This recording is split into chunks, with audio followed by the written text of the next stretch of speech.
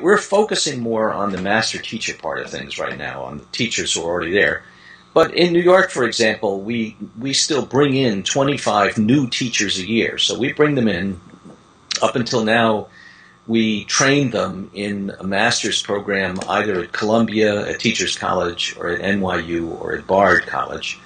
Now, starting this next year, we're creating our own pre-service master's course, Masters of Arts in Teaching, Mathematics, at City College in New York.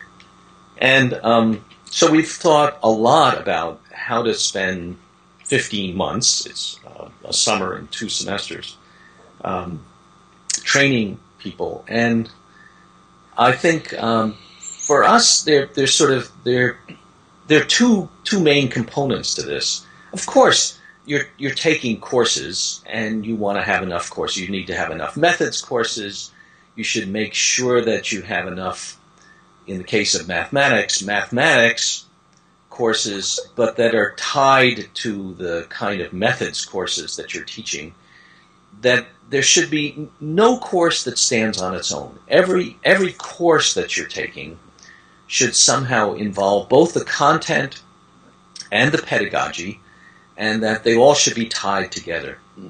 But here's the most important thing. As I've watched this, I've become more and more convinced that this is the secret to pre-service training. Although I wish I had some great secret. I'm patented and make a lot of money here. But it's the clinical, what people call the clinical experience, right? From the time you come into a program, you should be in the classroom, observing teachers, working with teachers, doing student teaching.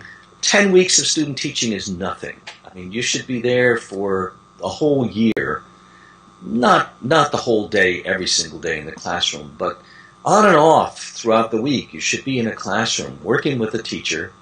And the most important thing is that the teachers that you're working with, the cooperating teachers, need to be people that are trained. They can't be selected at random.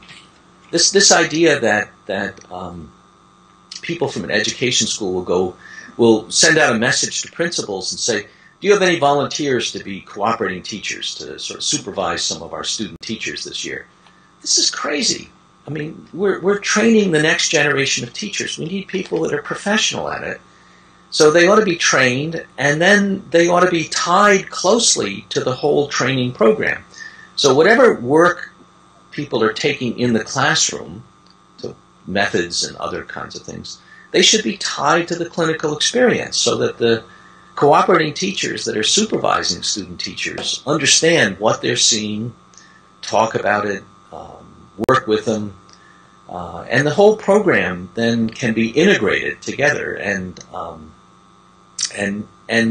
by the time you're done, you've done this full year, a little more than a full year, of real apprenticeship as a teacher, gradually becoming more and more in charge of what you're doing,